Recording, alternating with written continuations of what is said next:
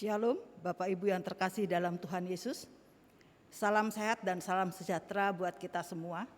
Selamat hari Minggu dan selamat mengikuti ibadah, baik yang berada di gedung gereja ataupun yang saat ini mengikuti di kanal YouTube GKI Cipinang Indah.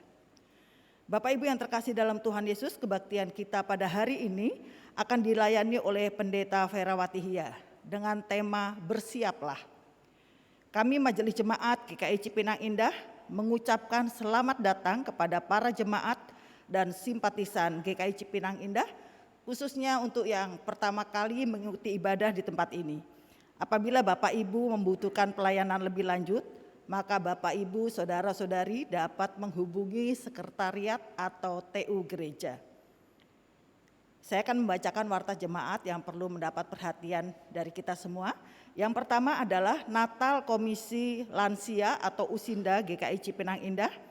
Natal Komisi Lansia GKI Cipinang Indah akan dilaksanakan pada hari Jumat tanggal 16 Desember 2022 pukul 10.00 WIB dengan pengkhotbah Pendeta Priyo Utomo. Tema Beritakanlah Kasih Allah pada Dunia. Diundang seluruh jemaat lansia untuk ikut serta dalam perayaan Natal tersebut. Yang kedua, tidak terasa ternyata kita sudah memasuki minggu pertama di bulan terakhir tahun 2022. Berarti kita juga akan menyiapkan diri menyambut kedatangan Tuhan Yesus untuk merayakan Natal. Ibadah malam Natal akan diadakan 2 kali, yaitu pada pukul 17.00 WIB dan pukul 19.30 WIB. Baik Bapak Ibu dapat mempersiapkan apabila ingin mengikuti ibadah malam Natal, bisa yang pertama ataupun yang kedua. Demikianlah warta jemaat yang perlu mendapat perhatian dari kita. Kita akan memulai ibadah kita, mari kita mengambil saat teduh sejenak.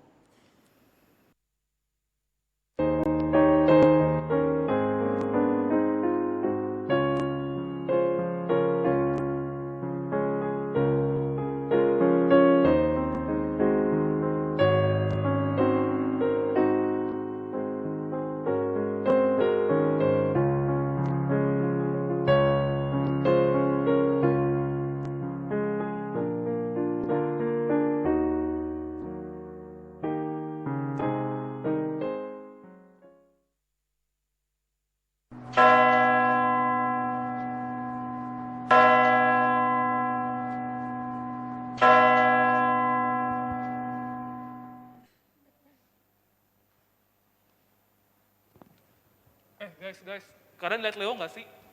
Ibadah udah memulai nih, udah jam segini, tapi dia belum datang. Kemana ya? Iya, kemana ya? Dia juga nggak ada kabar sih dari tadi ya. Kayaknya dia tugas juga nggak sih? Bapak Ibu tetap pakai masker dan jaga protokol ya. Nah, itu Leo tuh. Wah, sorry guys, gue telat. Wah, kacau banget sih Lole, baru datang. Udah jam berapa nih?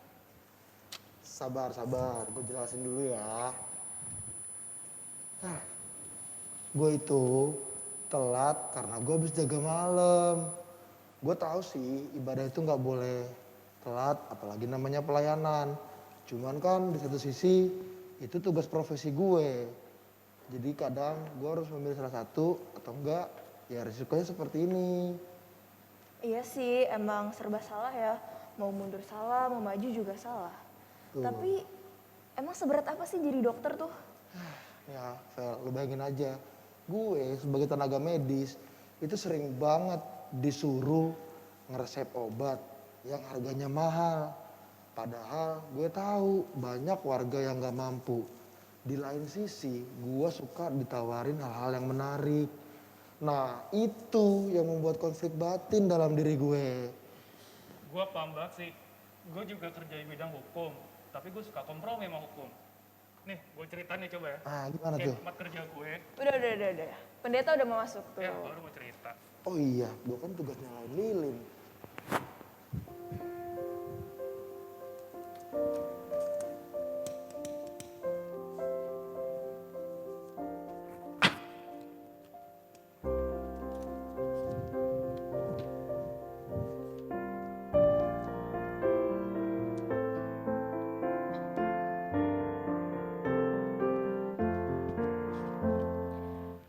Ajar yang baru sudah rekam, Yesus Kristus datang dalam dunia.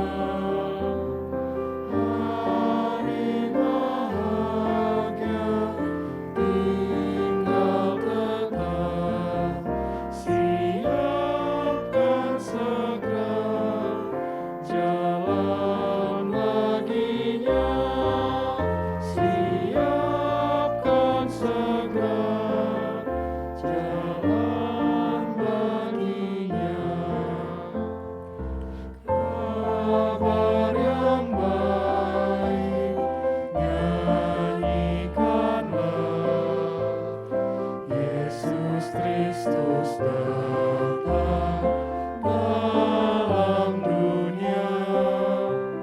Suara yang nyaring pun bergema, siapkan segera jalan baginya, siapkan segera jalan baginya.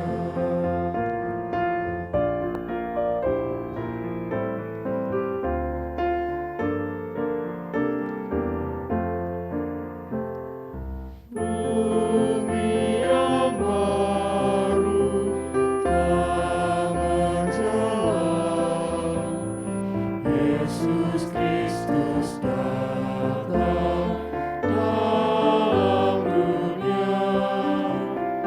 Damai sejahtera tak berselang, siapkan segera jalan baginya, siapkan segera jalan baginya.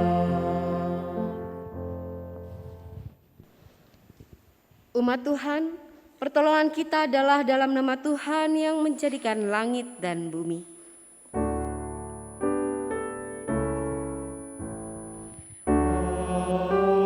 Amin,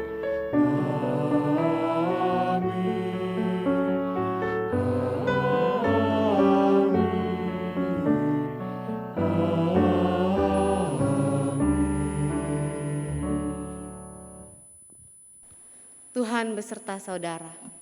Dan beserta saudara juga.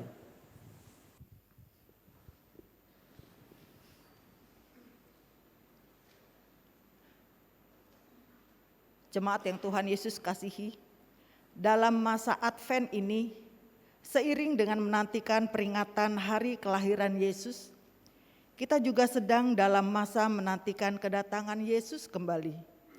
Kita perlu menjaga diri agar kehidupan kita selalu berada di dalam terang dan kasih-Nya. Kita perlu menjaga hidup agar selalu berada di dalam kehendak-Nya. Ibrani 10 ayat 24 dan 25 menyatakan, dan marilah kita saling memperhatikan, supaya kita saling mendorong dalam kasih dan dalam pekerjaan baik.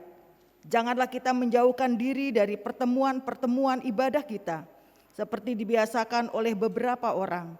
Tetapi marilah kita saling menasihati dan semakin giat melakukannya menjelang hari Tuhan yang mendekat. Saudara-saudara, apabila kedatangan Yesus kembali terjadi saat ini, siapkah kita?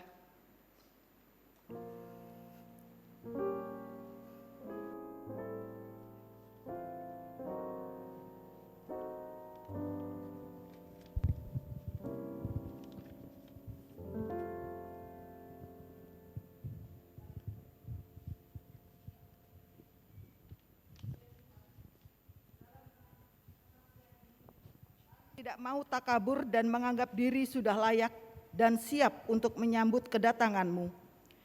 Banyak tingkah laku kami yang masih jauh dari kehendak-Mu. Banyak perilaku kami yang masih jauh dari kasih-Mu. Ya Tuhan, kasihanilah kami, umat yang berdosa ini. Jenguklah kami, sucikanlah kami, bangkitkan jiwa kami dengan rahmat-Mu. Amin.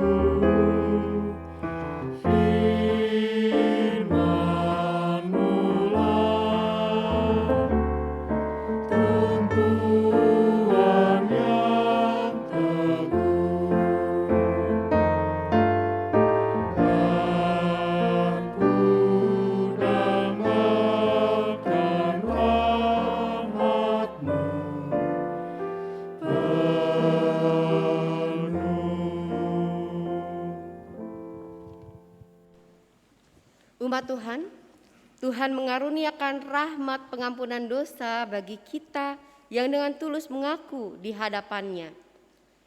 Di dalam 1 Tesalonika 5 ayat yang ke-9 dikatakan karena Allah tidak menetapkan kita untuk ditimpa murka, tetapi untuk beroleh keselamatan oleh Yesus Kristus Tuhan kita. Di dalam Kristus engkau telah diampuni. Di dalam Kristus engkau pun telah diampuni. Damai Kristus bagimu. Damai Kristus bagimu juga.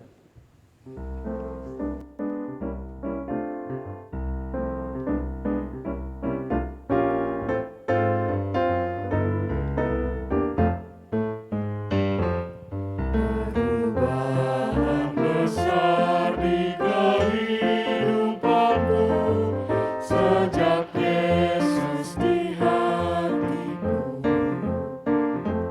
Di jiwaku bersinar terang yang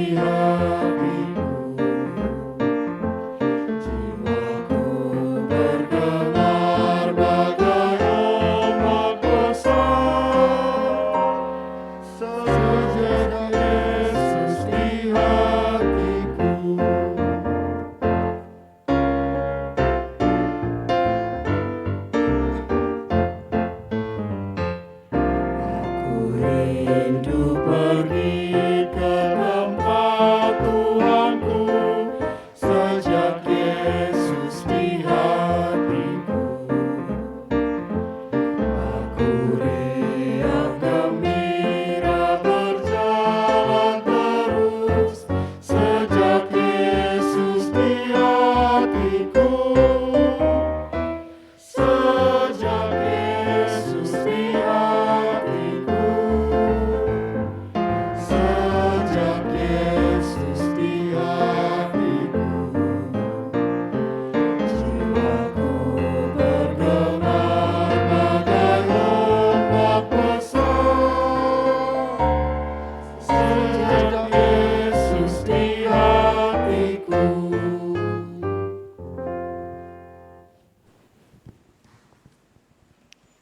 Bapak Ibu Saudara, mari kita bersama-sama menyiapkan hati dan pikiran untuk pemberitaan firman Tuhan. Mari kita berdoa.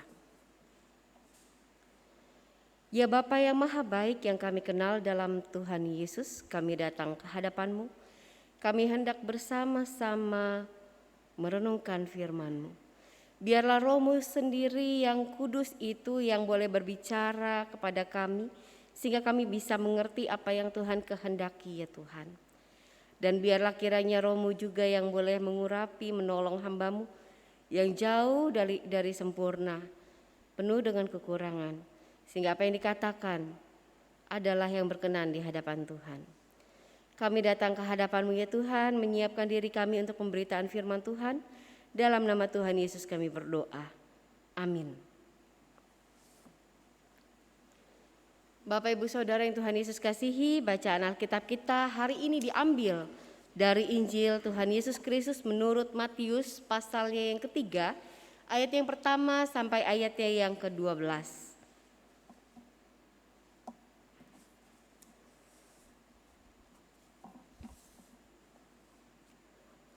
Matius pasal yang ketiga dimulai dari ayatnya yang pertama. Pada waktu itu tampillah Yohanes Pembaptis di padang gurun Yudea dan memberitakan, "Bertobatlah, sebab kerajaan sorga sudah dekat." Sesungguhnya dialah yang dimaksudkan Nabi Yesaya ketika ia berkata, "Ada suara orang yang berseru-seru di padang gurun, persiapkanlah jalan untuk Tuhan, luruskanlah jalan baginya." Yohanes memakai jubah bulu unta dan ikat pinggang kulit, dan makanannya belalang dan madu hutan. Maka datanglah kepadanya penduduk dari Yerusalem, dari seluruh Yudea, dan dari seluruh daerah sekitar Yordan. Lalu sambil mengaku dosanya mereka dibaptis oleh Yohanes di sungai Yordan.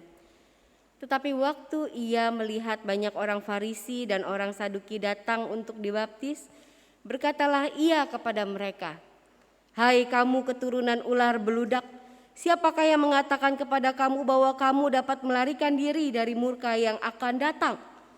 Jadi hasilkanlah buah yang sesuai dengan pertobatan. Dan janganlah mengira bahwa kamu dapat berkata dalam hatimu, Abraham adalah bapa kami. Karena aku berkata kepadamu, Allah dapat menjadikan anak-anak bagi Abraham dari batu-batu ini.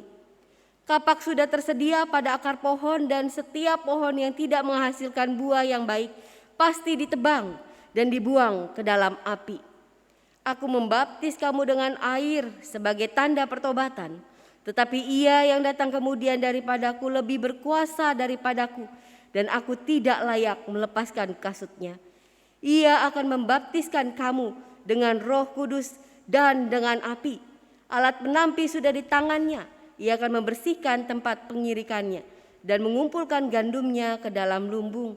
Tetapi debu jerami itu akan dibakarnya dalam api yang tidak terpadamkan. Demikianlah pembacaan firman Tuhan. Berbahagialah kita yang mendengarkan firman Tuhan dan yang memeliharanya. Maranatha.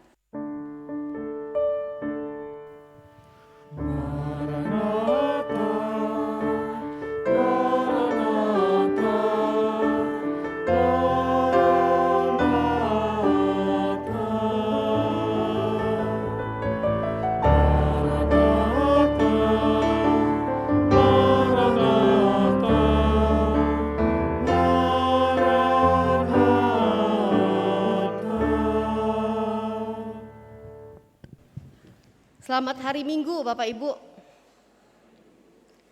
Bapak Ibu, saya yakin kita adalah orang yang sering sekali memperhatikan apa yang ada di sekitar kita. Karena itu saya mau tanya Bapak Ibu, apakah Bapak Ibu mengenal rambu-rambu ini Bapak Ibu? Mengerti ya? Tanda apa? Pernah lihat Bapak Ibu? Saya yakin pernah ya. Pernah lihat dan lumayan mengerti, lumayan. Tapi juga mungkin tidak semuanya tahu, tidak semuanya ngeh loh ada toh rambu yang kayak gitu, ada toh tanda-tanda yang kayak gitu. Mengapa? Karena mungkin tidak setiap kita yang setiap hari melihat tanda-tanda itu. Tidak setiap kita akrab dengan tanda-tanda itu. Jadi tidak ngeh, tidak sangat tahu maknanya. Perlu memproses kira-kira apa maknanya. Alhasil kita mungkin dalam kehidupan kita sering mengabaikan tanda-tanda ini. Kalau itu ada di sekitar kita, mungkin itu agak terabaikan. Tapi kadang juga ada tanda yang sangat amat familiar. Sangat sering kita lihat. Namun sering juga kita abaikan. Misalkan saja ketika kita bertemu dengan tanda ini. Apa yang akan dilakukan? Apa yang akan kita lakukan ketika melihat lampu ini? Tancap gas gitu ya. Iya, itu yang sering kali terjadi rupanya dan banyak sekali yang mengaku dosa pagi hari ini. Karena banyak yang ngangguk-ngangguk gitu ya. Kenapa? Tanda ini entah mengapa memberi sugesti kepada kita untuk cepat-cepat. Padahal sebenarnya ini sinyal untuk kita berhati-hati dengan berhenti perlahan-lahan. Begitu bukan? Seharusnya. Tetapi yang sering kali terjadi adalah kita justru cepat-cepat buru-buru. Atau juga mungkin rambu-rambu, misalkan dilarang parkir, dilarang belok ke kanan atau ke kiri, dilarang putar balik, dilarang stop, dilarang berhenti. Justru di tempat-tempat itu kita melakukan apa yang dilarang. Jelas-jelas dicoret gitu ya, tapi justru di situ kita parkir. Kadangkala begitu. Mengapa sih diabaikan? Mungkin kita sedang terburu-buru, kita harus antar sekolah anak, lalu waktunya sudah mepet, kejar pesawat, nggak tahu ngapain pesawat dikejar-kejar. Mungkin sedang ada urusan yang amat sangat penting, harus cepat-cepat, maka ini semua diabaikan, kemudian semua dilanggar. Dan dianggap tidak ada. Yang pasti semua dengan anggapan saya punya keperluan saya sendiri. Dan urusan saya melanggar adalah urusan saya. Bukan urusan orang lain.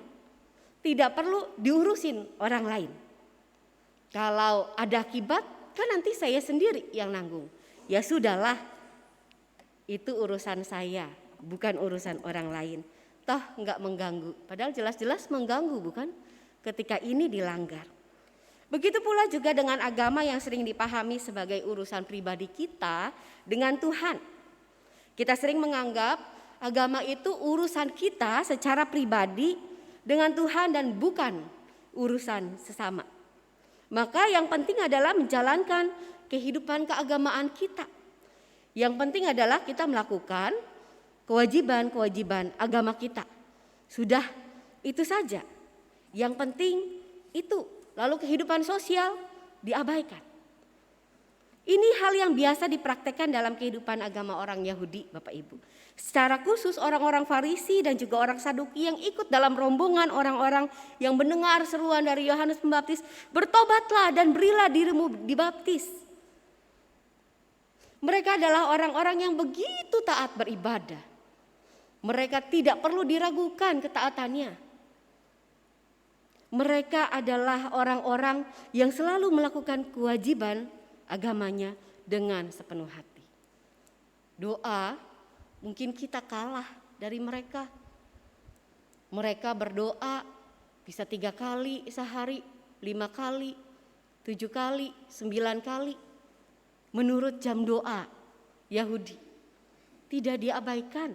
Mereka sungguh-sungguh melakukan itu. Persembahan rutin diberikan, puasa juga pasti dijalankan. Baca kitab jelas pasti. Bahkan mereka menghafal isi kitab suci. Mereka benar-benar melihat dan memandang ini ritual yang harus dikerjakan. Mereka melihat ritual keagamaan yang dijalankan ini, persoalannya adalah sebagai sebuah tradisi yang tidak pernah bisa menembus ke dalam hati mereka sendiri, apalagi mempengaruhi seluruh kehidupannya. Ketika melihat ada tokoh yang baru, yang pakaiannya nyentrik, tidak seperti mereka, yang tampilannya sangat amat berbeda, jauh dari kata alim, jauh dari kata elegan, menggambarkan bait Allah dan lain sebagainya. Kemudian seruannya begitu mempengaruhi banyak orang, pengajarannya didengar banyak orang, mereka terusik. Mereka hadir karena terpengaruh dengan bukan apa yang diserukan oleh Yohanes Pembaptis, tapi respon orang terhadap kehadiran Yohanes Pembaptis. Mereka ingin ikut serta karena ini ada isu-isu keagamaan. Ini isu-isu ritual.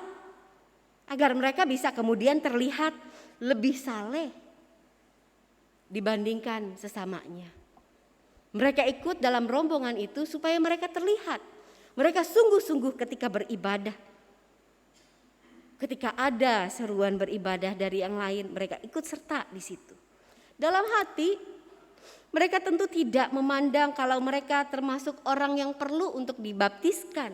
Karena bagi mereka sendiri, mereka orang Yahudi, keturunan Abraham, orang yang mengenal Allah dan orang yang pasti selamat karena pengenalan akan Allah itu. Baptisan hanya diperuntukkan untuk orang-orang yang bukan Yahudi. Mereka yang ingin mendekat kepada Allah.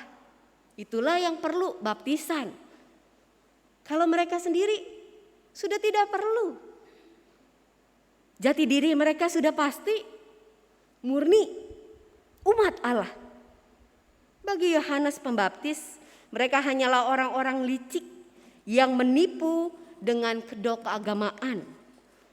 Yohanes memberi gelar kepada mereka yang khusus sekali. Gelar itu adalah ular, bludak. Maksudnya, ya mereka adalah penipu. Baptisan yang dilakukan Yohanes bukan hanya karena ingin mendekatkan manusia kepada Allah supaya mereka mengenal Allah, tidak hanya itu, tetapi merupakan satu lambang pertobatan diri. Inilah yang diserukan oleh Yohanes Pembaptis. Dan karena itu yang diperlukan oleh setiap orang untuk dibaptiskan adalah sebuah pertobatan.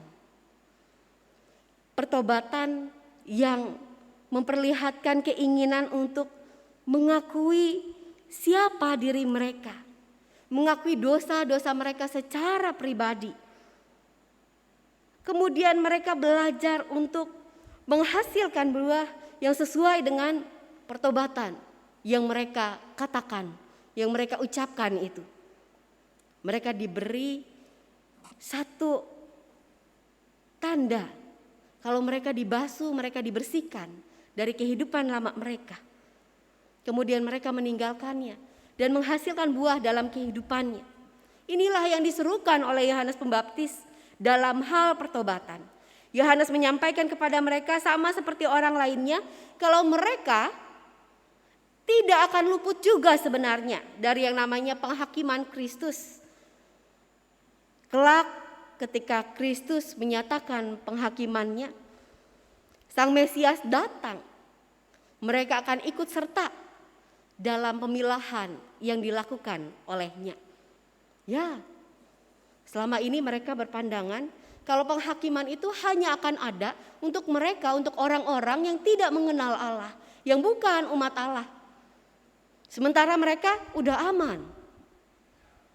Karena mereka keturunan Abraham, umat Allah. Tapi Yohanes Pembaptis mengatakan tidak, kepada mereka pun Allah akan menyatakan penghakimannya. Penghakiman Kristus berlaku. Penghakiman Kristus menanti mereka. Dan mereka harus bersiap dengan hal itu. Mereka akan ikutan diseleksi oleh Yesus sendiri. Sama seperti sekam yang seakan sama dengan gandum, namun kemudian tidak bisa memberi makan, tidak bisa menjadi sumber energi bagi manusia. Sekam ini akan dikumpulkan lalu akan dibuang, dibakar. Ini hasil dari penghakimannya. Mereka yang tidak menghasilkan buah kemudian akan dibakar. Bakar berarti dia akan mendapatkan hukuman itu. Mendapatkan hukuman yang kekal itu. Sama seperti pohon-pohon buah namun tidak berbuah. Atau pohon yang hampir mati, yang tidak bisa lagi bertahan untuk hidup, malah kemudian akan membahayakan manusia. Pohon itu akan ditebang oleh manusia. Demikianlah setiap orang yang tidak menghasilkan buah padahal seharusnya menghasilkan buah. Mereka akan ditebang oleh Kristus. Semua itu sudah ada di hadapan mereka. Jangan menunda-nunda untuk melakukan perubahan. Jangan menunda-nunda untuk menghasilkan buah. Pertobatanlah yang diperlukan dalam hidup mereka. Pertobatan itu hidup dalam sebuah perbuatan, bukan hanya dalam perkataan. Pertobatan harus ditunjukkan dalam hidupnya, dalam hidup kita sehari-hari. Bahkan dalam kehidupan gereja pada masa kini ada nilai tambah dari baptisan yang bukan hanya sebuah pertobatan, tetapi tanda kita juga masuk dalam karya penebusan Kristus. Penebusan yang dilakukan dengan hidupnya. Lalu buah apa yang harus dihasilkan? Yang seperti apa? Kalau kita teruskan pembacaan Matius 3 ini, kita akan menemukan percakapan Yesus dengan Yohanes dengan banyak orang. Buah yang dimaksud adalah buah yang ada, yang hadir melalui perlakuan yang benar kepada orang lain. Bagaimana kita memposisikan orang lain seperti diri kita sendiri, menghargai mereka dengan benar. Kemudian kita belajar untuk mensyukuri apa yang didapat, bukan mengambil, merampas dari orang lain. Peduli kepada sesama, bukan hanya sekedar peduli kepada diri sendiri. Mencintai Tuhan di dalam kehidupan lebih besar daripada mencintai kehidupan kita sendiri. Bapak Ibu Saudara, hal ini juga akan terjadi kepada kita. Penghakiman itu bukan hanya akan dialami oleh orang-orang yang ditegur oleh Yohanes Pembaptis dan mereka di masa lalu, tetapi juga berlaku pada kita di masa kini. Pembaptisan kita tanda pertobatan, benarkah itu? Apakah pembaptisan kita benar-benar tanda kita masuk di dalam karya penyelamatan Kristus dalam hidup kita, dalam tindakan kita? Ingat, hidup kita terbatas. Akan ada waktunya kita pun akan mengalami yang namanya penghakiman terakhir yang akan dilakukan oleh Yesus sendiri. Sudahkah kita siap untuk penghakiman itu? Kalau Yesus tiba-tiba datang saat ini, apa yang akan terjadi? Diajakin selfie ya Bapak Ibu ya, fotoan bareng gitu ya. Apakah kita sudah siap kalau Yesus datang saat ini? Ya mungkin ketika Yesus datang, Yesus akan berhadapan dengan kita yang sedang beribadah, lalu cukup terhibur gitu ya hatinya, oh iya cukup baik, maka sudah gitu ya. Lalu apa yang akan terjadi kalau Yesus datang sekitaran 10, 15, 20, 30 menit lagi? Atau 1 hari lagi? Apakah Yesus akan berbahagia? berjumpa dengan kita. Atau Yesus justru tidak memandang apa yang kita perbuat sebagai hal yang membahagiakan di hatinya, mengecewakan dia. Mari kita bersiap menantikan penghakiman terakhir itu. Amin.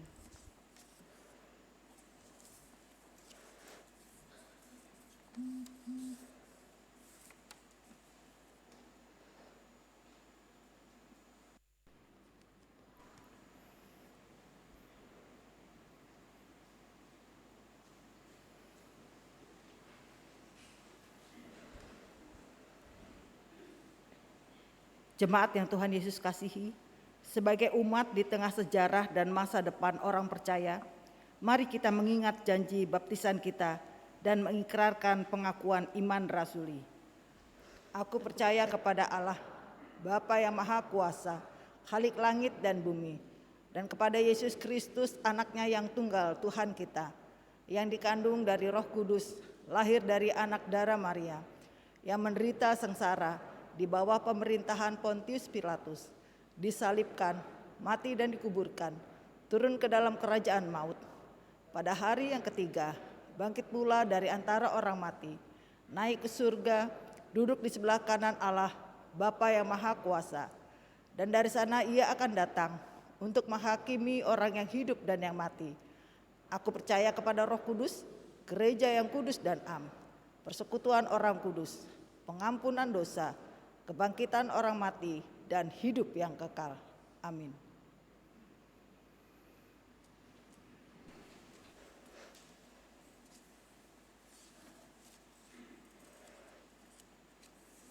Bapak Ibu Saudara, mari kita bersama-sama menaikkan doa-doa syafaat kita. Mari kita berdoa.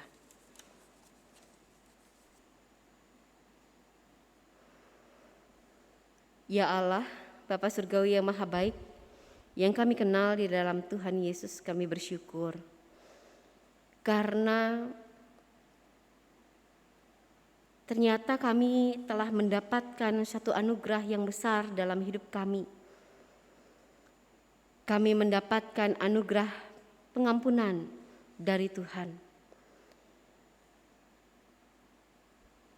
Ada kesempatan yang besar di hadapan kami ya Tuhan, untuk hidup di dalam kasih karunia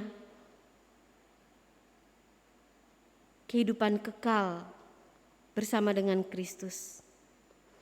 Tetapi juga sebagai manusia biasa ya Bapa, seringkali ada banyak tawaran yang menggoda kami melakukan apa yang tidak Tuhan kehendaki dalam hidup kami. Ya Bapa yang penuh kasih, kami mohon kiranya Engkau sendiri yang boleh menolong kami untuk bisa mempertahankan hati kami untuk selaras dengan tindakan, sehingga iman kami, pertobatan kami dapat kami perlihatkan dengan buah pertobatan yang menunjukkan setiap perilaku yang sesuai dengan kehendak Tuhan. Bertanggung jawab dalam pekerjaan kami ya Tuhan, jujur dan mau memperhatikan orang-orang di sekitar, bukan hanya keperluan kami semata. Bapa yang penuh kasih, kami mau berdoa dalam segala kekurangan, kelemahan, juga setiap hati yang bisa saja lemah karena adanya godaan melakukan hal lain. Tolonglah kami untuk bertahan, sehingga kami melakukan apa yang berkenan di hadapan Tuhan. Kami juga mau berdoa, kiranya apa yang kami kerjakan itu ya Tuhan, boleh menunjukkan pertobatan kami kepada Tuhan. Buah yang dihasilkan boleh membuat orang-orang di sekitar kami tahu kami menyembah Tuhan yang hidup di dalam kami, yang nyata dalam kehidupan kami juga sehari-hari. Kami mau berdoa, jadikanlah kami sebagai saksi-Mu dalam hidup kami sehari lepas sehari ya Bapa. Di tempat kami bekerja, di tempat kami belajar, di tempat kami berkarya, juga di tempat kami bergereja berjemaat. Tolonglah kami melakukan apa yang benar di hadapan-Mu. Kami mau berdoa untuk setiap hal yang kami kerjakan bersama-sama sebagai gereja GKI Cipinang Indah. Kiranya Tuhan yang boleh berkati, sehingga setiap hal yang kami kerjakan sebagai bentuk pelayanan kami, baik di tengah jemaat ataupun juga di tengah masyarakat, boleh menyaksikan nama Tuhan dalam hidup kami. Tolonglah kami GKI Cipinang Indah untuk terus berkarya Tuhan dari waktu ke waktu, sehingga nama Tuhan boleh dikenal oleh lebih banyak orang dan dipermuliakan. Tolonglah kami ya Tuhan, sehingga di dalam setiap karya kami memperlihatkan kasih-Mu. Kami mau berdoa untuk setiap perencanaan yang ada di dalam kehidupan bergereja di tempat ini. Secara khusus kami mau berdoa untuk perencanaan pengembangan jemaat-Mu di tempat ini. Proses kami bisa melakukan dan memenuhi kewajiban kami ketika kami mengupayakan pembelian lahan, apa yang masih harus kami kerjakan dalam perencanaan pengembangannya, Engkau sendiri yang boleh tolong dan sertai, sehingga setiap orang yang ada di dalam badan kepengurusan tim pengembangan GKI Cipinang Indah bisa menjalankan tugas tanggung jawab mereka dengan sebaik mungkin. Kami mau berdoa ya Bapa yang penuh kasih, untuk Majelis Jemaat GKI Cipinang Indah. Dalam segala pergumulan, tuntun dengan hikmat Tuhan, sehingga setiap orang mau memberi diri melakukan yang terbaik, mau memperhatikan apa yang mereka kerjakan dengan sebaik mungkin ya Tuhan. Kami mau berdoa juga untuk gereja-Mu, GKI dan gereja Tuhan, setiap jemaat Tuhan lainnya yang berkarya di tengah dunia ini. Kau boleh tolong sehingga melalui gereja-Mu, nama Tuhan yang boleh dipermuliakan dan kasih Tuhan yang boleh dibagikan. Berdoa juga untuk tim Gerakan Kemanusiaan Indonesia yang berkarya bersama dengan beragam badan pelayanan lain dari jemaat lain yang berupaya menyalurkan beragam bantuan di Cianjur ataupun daerah lain yang terkena musibah. Engkau boleh tolong dengan hikmat-Mu sehingga setiap langkah mereka berkenan dan bisa diterima dengan baik. Kami juga mau berdoa ya Bapa, kiranya Engkau yang boleh memberkati sehingga setiap orang yang terkena bencana boleh dipulihkan dari hari ke hari. Kami menyerahkan mereka ke dalam tangan kasih Tuhan. Kami juga menyerahkan pemerintah negeri kami. Engkau sendiri yang boleh menolong, sehingga mereka boleh, yang ada di dalam pemerintah negeri ini boleh berupaya melakukan apa yang baik untuk kehidupan banyak orang, bukan hanya untuk kepentingan sebagian orang ya Tuhan. Ini permohonan kami ya Bapa. Dengarkanlah dan jawablah permohonan kami ini seturut dengan kehendak-Mu, karena kami memohonnya hanya di dalam satu nama, Tuhan kami Yesus Kristus, Tuhan dan Juru Selamat kami yang hidup, yang sudah mengajarkan kami bersama-sama berdoa. Bapa kami yang di surga, dikuduskanlah nama-Mu, datanglah kerajaan-Mu, jadilah kehendak-Mu di bumi seperti di surga. Berikanlah kami pada hari ini makanan kami yang secukupnya, dan ampunilah kami akan kesalahan kami, seperti kami juga mengampuni orang yang bersalah kepada kami. Dan janganlah membawa kami ke dalam pencobaan, tetapi lepaskanlah kami daripada yang jahat. Karena Engkaulah yang punya kerajaan dan kuasa dan kemuliaan sampai selama-lamanya. Amin.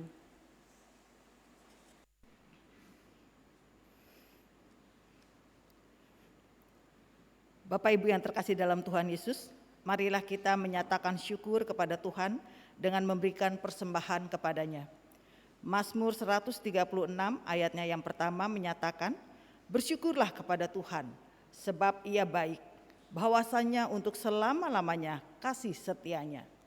Mari kita ungkapkan rasa syukur kita dalam persembahan kita baik dengan menyerahkannya ke dalam kotak persembahan di gereja maupun dengan mentransfer ke rekening gereja majelis jemaat dan rekening panitia pengembangan.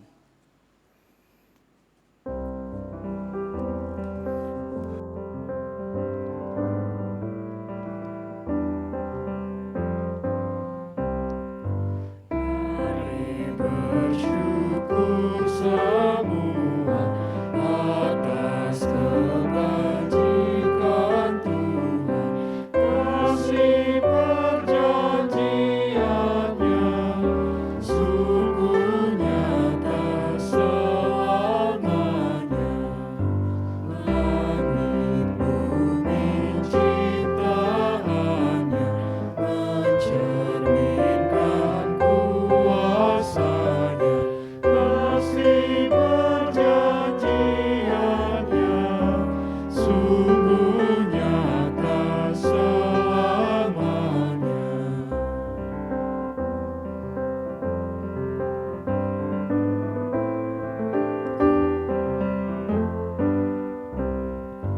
Umatnya dibebaskannya untuk hidup bersejahtera, kasih perjanjiannya sungguh nyata selamanya.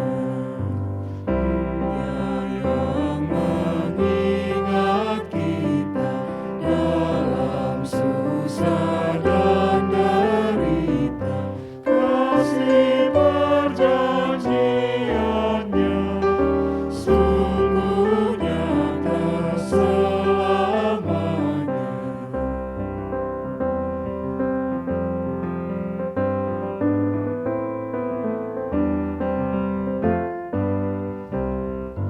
Mari bersyukur semua atas kebajikan Tuhan, kasih perjanjiannya sungguh nyata selamanya.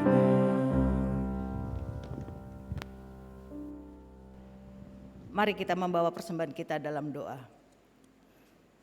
Ya Allah, kami hanya bisa bersyukur kepadamu, sebab karya keselamatanmu begitu sempurna. Engkau mengingat kami semua, Engkau menghadirkan kebajikan dalam hidup kami. Engkau membawa damai yang tak pernah lekang. Saat ini kami juga membawa persembahan materi. Kiranya ini menjadi kesaksian atas kebaikan-Mu dan menjadi bentuk bagi gereja untuk meneruskan karya keselamatan-Mu. Di dalam nama Yesus Kristus kami berdoa. Amin.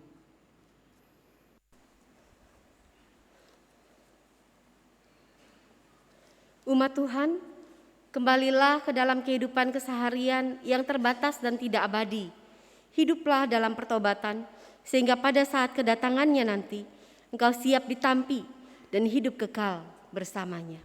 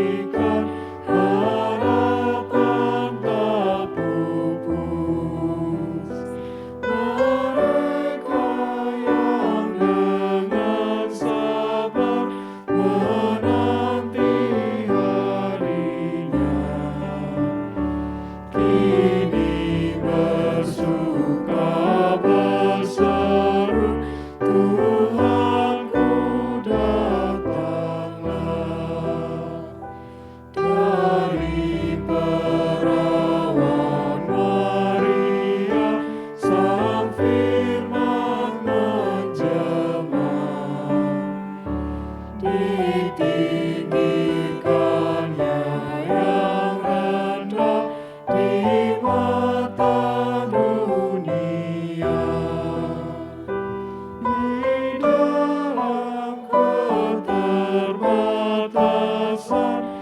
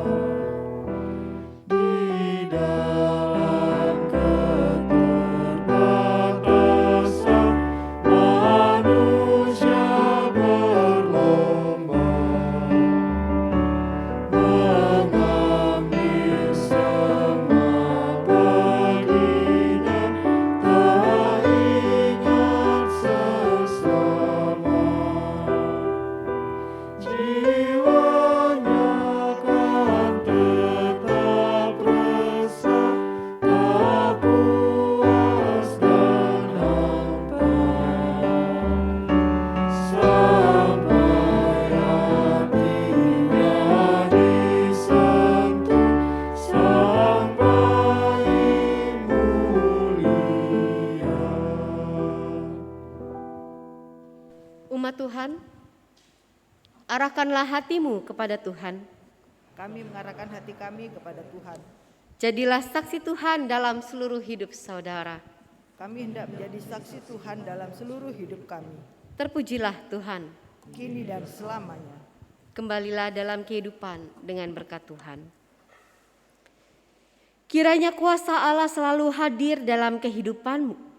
Kiranya kasih Kristus selalu tampak dalam kehidupanmu. Kiranya Roh Kudus selalu menjagamu dalam hidup pertobatan sehingga kamu siap menyambut kedatangan Tuhan. Maranatha.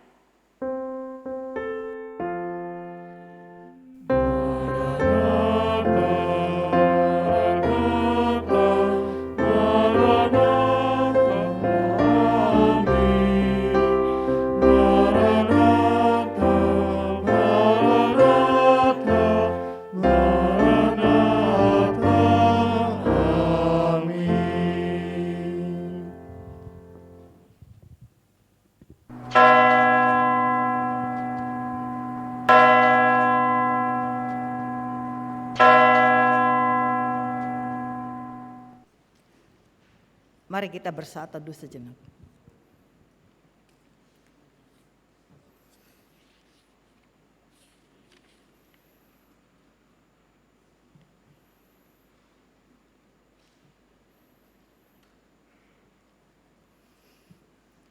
Bapak Ibu yang terkasih dalam Tuhan Yesus, ibadah kita pada hari ini telah selesai.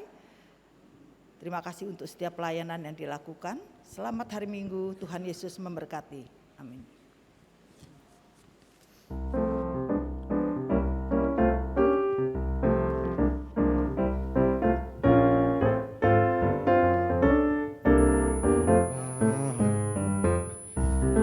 Perubahan besar di kehidupanku sejak Yesus di hatiku. Di jiwaku bersinar terang yang cerah sejak Yesus di hatiku. Sejak Yesus di hatiku. Sejak Yesus di hatiku, jiwaku bergemar bagai ombak besar. Sejak Yesus di hatiku, aku tobat kembali ke jalan benar. Sejak Yesus di hatiku, dan dosaku dihapus, jiwaku segar.